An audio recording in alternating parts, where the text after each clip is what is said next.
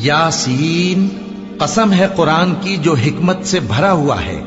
ए मोहम्मद सल्लल्लाहु अलैहि वसल्लम, बेशक तुम पैगंबरों में से हो, सीधे रास्ते पर हो। ये कुरान गालिब व मेहरबान का नाजिल किया हुआ है ताकि तुम उन लोगों को जिनके बाप दादा को खबरदार नहीं किया गया था खबरदार कर दो कि वो गफलत में पड़े हुए हैं। उनमें से अक्सर पर अल्लाह की बात पूरी हो चुकी है, सो वो ईमान नहीं लाएंगे।